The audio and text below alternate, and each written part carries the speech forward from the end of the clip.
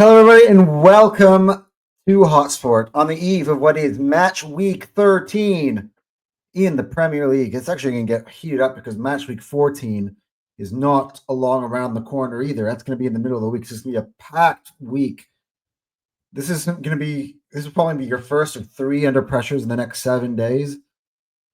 So a lot of videos coming out from me right now. A lot of videos coming out on Fire Them Cans. We had just this morning released our Thunderdome, second of our Thunderdome series that we did with the Chelsea fans. So go check out Fire Them Cannons. Go on, click on the QR code.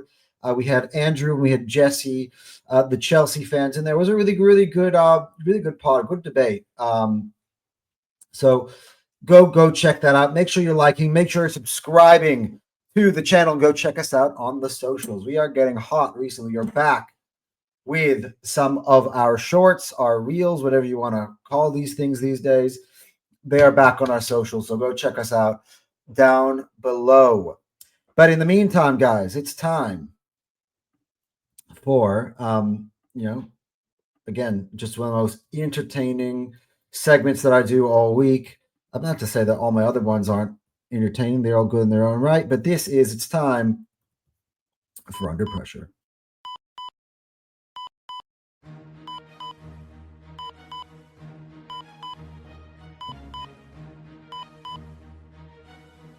All right. So again, let me remind you guys, make sure you are liking, make sure you're subscribing to the channel, to the platform, to Hotsport.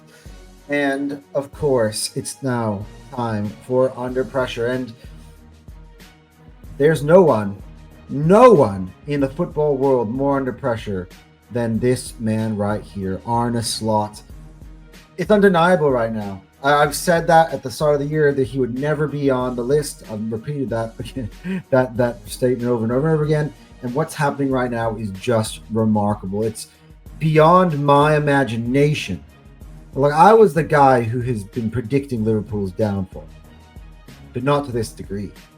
This goes way beyond anything I thought would happen. I mean, let's count back. I just want to do a recap here. Liverpool results of their results basically in all competitions. Let's just go back all competitions since they won their first 5 Premier League games of the season. Let's go back. All right. Crystal Palace lost 2-1. Galatasaray lost 1-0. Chelsea away lost 2-1. Man United at home, right? Lost 2-1. Okay, then they got Frankfurt win, so that's 1 in 1, 2, 3, 4, 5. 1 in 5 victories. Brentford away lost 3-2. That's 1 in 6. Crystal Palace away, that's a loss. 1 in 7. That's in the Carabao Cup, out of the cup. Then they beat Villa. That's 2 wins out of 8 matches. Then they beat Real Madrid. So they look like they're starting to come back to life, right? That's 3 wins out of 9 for Arne Slot. But then they come down to earth. They get absolutely humiliated by Manchester City. And that is 3 out of 10? 3 out of 10 victories now. Then they come back from the international break. This is the capper. This is more than this week. He lost 3-0 at home at Anfield to Nottingham Forest. That's 3 wins out of 11 matches. And then, when you thought it couldn't get any worse, PSV come to town in the Champions League and they put 4 on them at Anfield. 3 wins out of their last 13. Is that right? 1, 2, 3, 4, 5, 6, 7.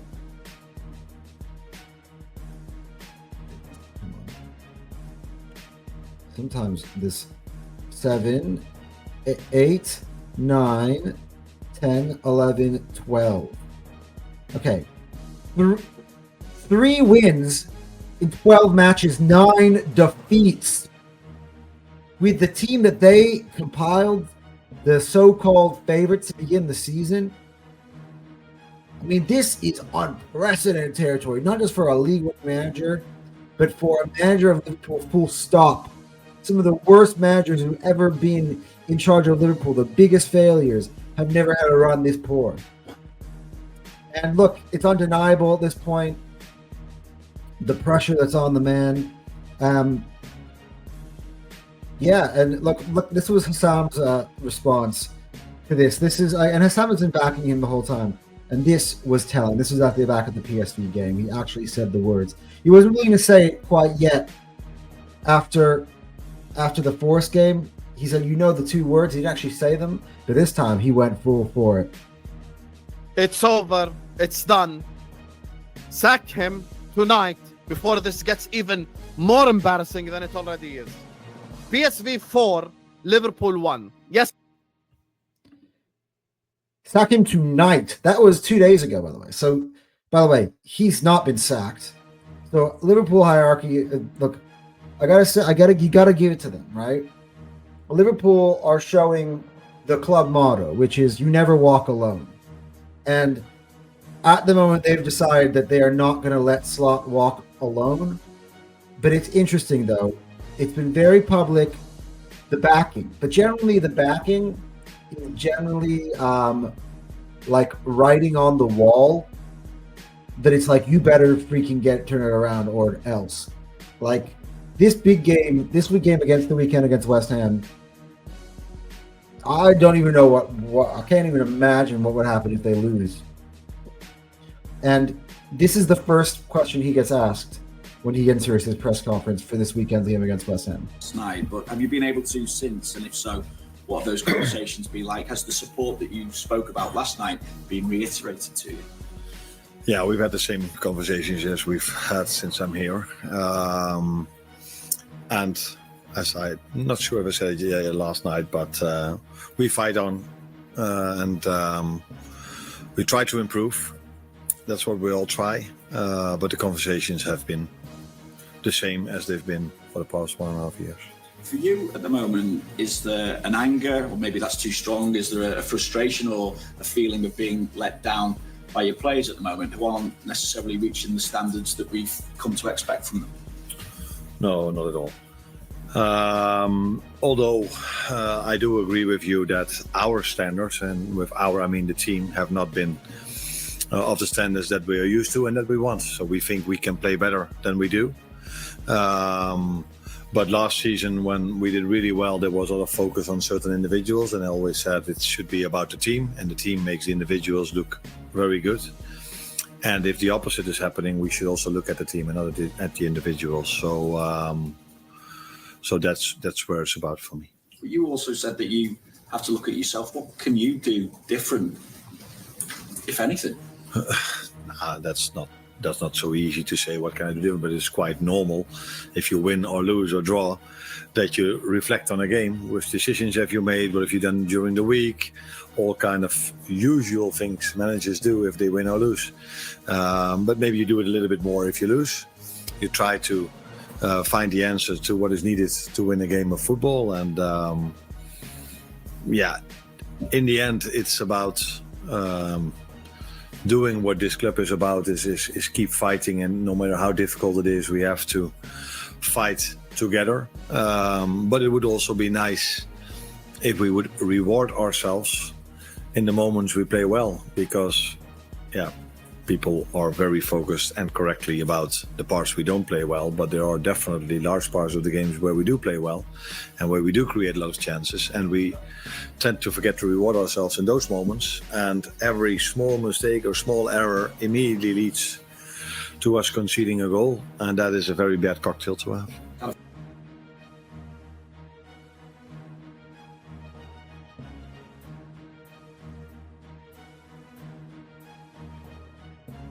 I think he's just brushing aside the fact I was on mute now.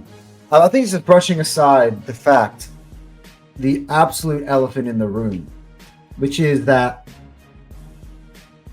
it's not just one defeat. Oh, anytime you lose, you have to relook at yourself and all this. You lost 9 out of the last 12 games. You've just lost back-to-back home games against Forest and PSV, and it wasn't even close. 7-1 on aggregate. Like, dude, look, I think he's playing it down, as he should. But the spotlight is on him right now. It is on him because the players, you can't get rid of all the players in one go. Like, the easiest solution for Liverpool to turn it around is the manager at this point, because getting rid of how many players are underperforming is just not realistic.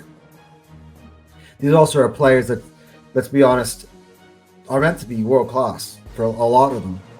You talk about Van Dijk's, Salah's. A lot of people are thinking about Gravenberch and McAllister, who are going in there, and Wirtz, Isak, Alisson for sure. Like, think you got some great players in it. It's so funny. Alisson comes back, can see ship 7. Oh my god! I mean, I laugh, but it's just sad. And even Jamie Carragher, legend of the Liverpool Football Club, Jamie Carragher doesn't necessarily back Arne Slot in the way that you think he would. Listen to this. So we thought we'd actually have a little look to see how Liverpool's fans had rated Arne Slot through this difficult recent period. And you see on that right-hand column, it fluctuates wildly depending on the result, as you would probably expect. But I just wonder if that was a Jurgen Klopp figure, whether there would be such a wild fluctuation, because you think they'd give him a defeat or two. Jamie, it seems to me that some Liverpool fans are starting to think what seems like the unthinkable. This is a manager who won the title last season. They couldn't get rid of him, could they, in the following season? No, not in my mind at any time through this season. But I must say, some of the people I spoke to after the Nottingham Forest game, and supporters, and I've got friends and family, how they were speaking shocked me a little bit. I think there's huge respect for Arne Slot, what he did last season. Let's not forget, Liverpool had won one league title in 30 years before that man came to Liverpool. To win your league title in your first season is pretty special. But what I have the feeling is that he doesn't have unconditional love and support that Jurgen Klopp always had. Jurgen Klopp had a couple of ropey moments in his time. At one stage, he lost 6 games in a row at Anfield in the league. It was the COVID season, there was no supporters there, but still for Liverpool to lose 6 games at home at that stage was pretty bad. But at no stage did I ever feel that people were talking about Jurgen Klopp's position the way people have been speaking about Arne Slot's position over the weekend. But it's the nature of the beast. He's the manager of one of the biggest clubs in the world. The results are horrendous at this moment. But for me, there should be no talk or no thought of this manager being out of a job this season. And that is the reason why. His first 50 league games as manager, and he has more points than every Liverpool manager since Shankly, apart from Kenny Dalglish, who also had an extraordinary start, 102 points from their first 50 matches. We were discussing this earlier on, and it's not unprecedented that a club would change a manager who has won the league title, even in the next season. Well, these are the only 3 clubs actually in Premier League history who have sacked a manager who's won the title for them. Chelsea, Leicester and Manchester City. Chelsea have done it numerous times, Man City a couple of times. Only 2 have done it the following season. Jose Mourinho in his second spell. In fact, 3 have done it. Claudio Ranieri after he won the title with Leicester, and Roberto Mancini right at the end of the season. I think you played a part in that, Roberto, as well. No, in the league. Because Wigan beat Manchester City in the FA Cup just a few days before that happened. Can I just make a little point, though? Very quickly. Come to me. I don't think Liverpool have ever sacked the manager who won the league.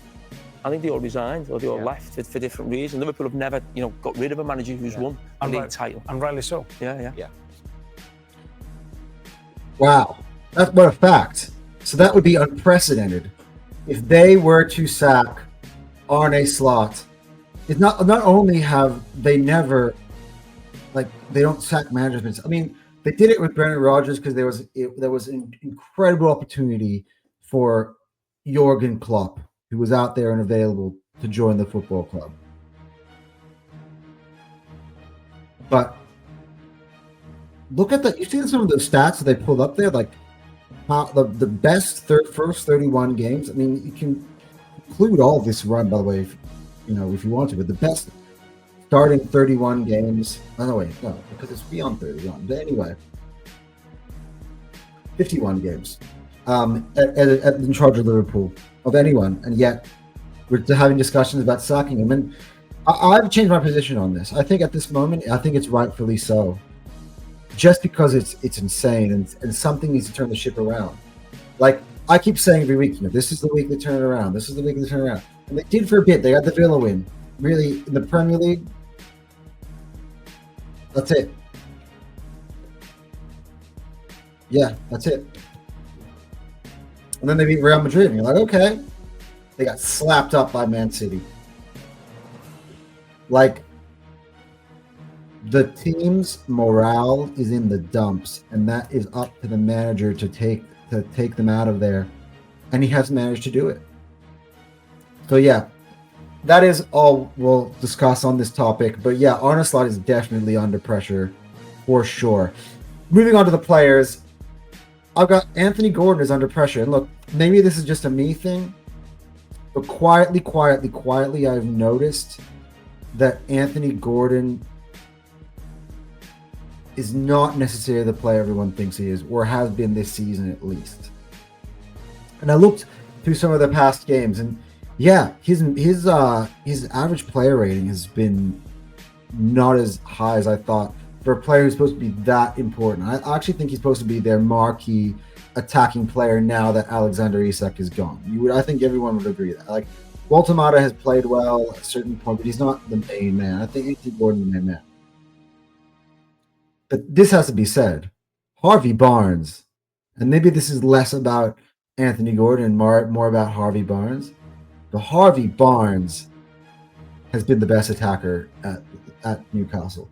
He is consistently being the player who ends up on the score sheet, who makes impacts in game. He scored both of the goals last week against City. He scored again in the midweek against Marseille, and Anthony Gordon, well, they played him up front against Marseille, and he had an awful night.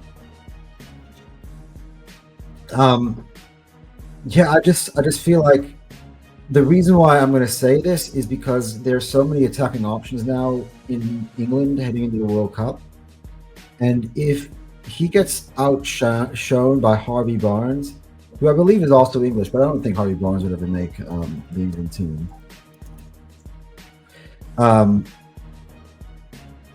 He is English. But think about, like, at the same time, you see how well Eze is playing. You see how well Morgan Rogers is playing. Colin Palmer is back. Phil Foden is starting to pick up some form.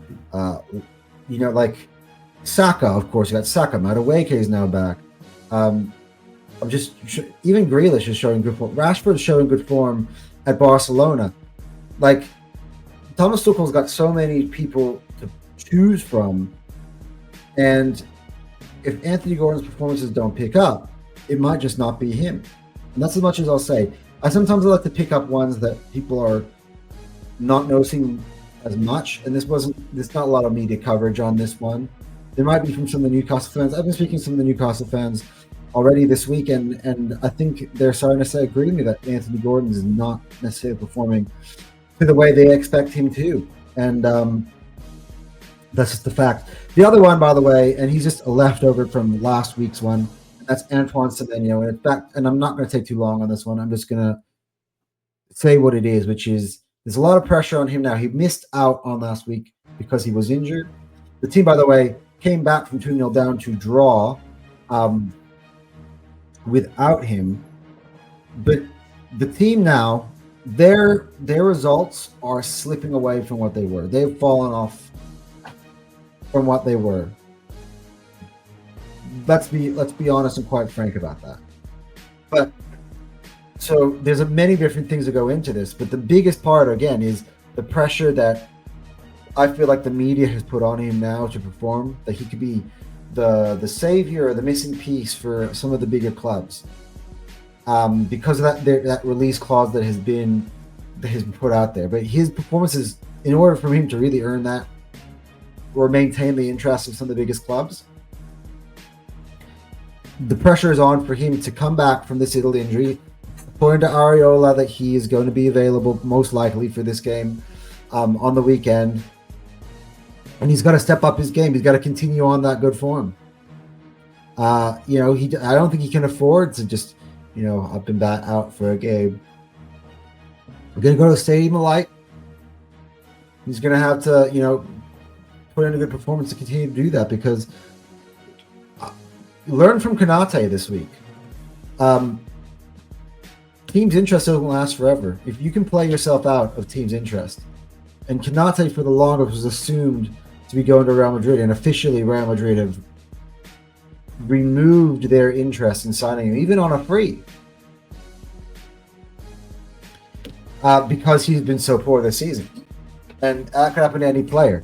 So I'll just say we put it on pause. It's sort of the same conversation we had last week. Now it's time for Svenja to go. He needs to continue that good form. He does. End of story. In order to earn that thing. And again, as I said, earn that move. Again, as I said, though, the pressure, the questions, if any time that is going to start to come up all the time, I haven't really been paying attention as much to the Bournemouth pressed Iraola, but I imagine that's going on. I mean, it's the elephant in the room. You can't not bring it up. That's what I always say.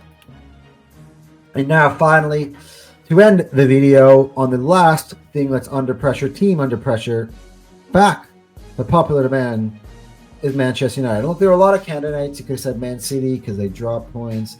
You could say, Liverpool, but I've really kind of put Slot in there, so Liverpool have been discussed. You could say Chelsea are under pressure this week to go and beat Arsenal and keep the title race in check. Arsenal are under pressure to get that thing done and really blow the league open and take that opportunity to do so, take the initiative. So there are so many candidates, but I'm going to go with Manchester United, and this is why. I think that Man United have turned things around a little bit. Of course, with every negative result, at a club that big, it gets amplified. And I know Man United fans have been frustrated, and what happened on Monday night was unforgivable, and which is why I'm putting them under pressure. They went down to 10 men, Everton did, early on in the game, self-inflicted. And Man United not only couldn't go on to win the game, they lost it from there. Dewsbury Hall with an amazing individual effort that scored them the winning goal. There was no tactical adjustment by Amorim. He maintained to have three at the back, and he didn't take the game by the scruff of the neck and really say, look, hey, they're down to 10 men. We're at home here. Let's bring an extra attacker, an extra midfielder, or whatever to control the game. Oh. Yeah, yawning. I don't like yawning in videos, but it happens so often and you can't control it when it does. Yeah, but yawning must have been what Man United fans were doing on Monday night. Either that or just being incredibly anxious. Like sometimes being one man up brings a comfortability. After a while, it brings anxiety because you're like, what? Why haven't we taken advantage of this? We have one more man than them. Like, come on. Especially when you're at home. And this is kind of the difference. One of the reasons why Man United are not a contending team at the moment. It's clearly a team that's still under progress. It reminds me a little bit of Arsenal back in the day. Yawning again. Couldn't take advantage of when rivals were slipping points, when teams ahead of us in the league dropping points, and we would then drop points too in silly ways. And the reason why I'd say Man United are under pressure is because they need to get themselves a win to maintain something, because they have drawn to and lost once since their game winning streak. So again, if you're a team top 4, top 5, somewhere top 8, let's call it for Man United, you this week will call for a necessary win. The issue with this week is that they're playing a Crystal Palace team, which at Selhurst Park, and it's a game where Man United in recent years have really, really, really been pouring. But it's always chances like this. This is where big teams show up under the pressure. Go beyond the pressure is show up and slay your demons. Teams that are improving, teams that are pushing, go back. You know, they go for revenge. Teams with pride go for revenge. And for Man United to stay relevant in this season's picture, because look, let's be honest, they're not even playing in Europe, right? They gotta beat Crystal Palace, and it's a team, by the way, on their level. I put them on the same tier in the tiers yesterday. By the way, go back and watch that one. I recommend that one to you. But yeah, I think Man United are under pressure right now.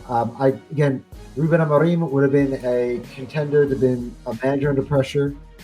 But I put the team. I can kind of have both in there. And by the way, for all those wondering about Alexander Isak, you know, poor again. Why wasn't he back on the pressure list? At the moment, I just think that the pressure is on Slot. Isak has been bad, and he's sucked. But at the moment, I think it's on Slot. Slot has kind of become the human shield here for the rest of those players. Anyway, that has been Under Pressure for this week. We made it with under half an hour this time around, which I'm happy to do. And yeah, guys, what do you think? What do you think? Should Liverpool slack on a Slot? Is it time for Slot out? Have they given him too much time? Are you surprised that he's still in charge against West Ham?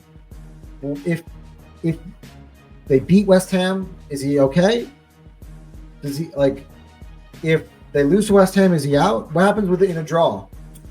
I mean, it's so funny. In this entire run, there has not been one draw. There have been 3 victories and 9 defeats, no draws. That's the interesting part about it.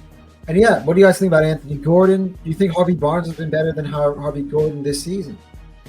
Again, we'll ask the question last week about Antoine Semenyo. Do you think that he's now under pressure to maintain his form, and that he's put form under pressure? Not him, but the media put on Gordon under pressure, and him under pressure with all of the media attention that's going to be going and all the questions about Semenyo's future that will ensue. And as well, do Man United have to slay the demons and beat Palace this weekend? Let me know again in the comment section, guys. Enjoy the weekend's football. Go check out Anton's Tiers, which we put out yesterday. Go check out Fire and Cans. We had 2 podcasts this week. One reacting to that amazing week. We had, by the way, over 300 people. I know for me, in a live stream. In that one, and of course, we reported the Thunderdome with the Chelsea boys. Got so much content to go check out on both my channels. And of course, we will be back today. Later on, there'll be another video, Upset Alert, and we're going to preview this week's game. So, guys, until that video, guys, Anton out.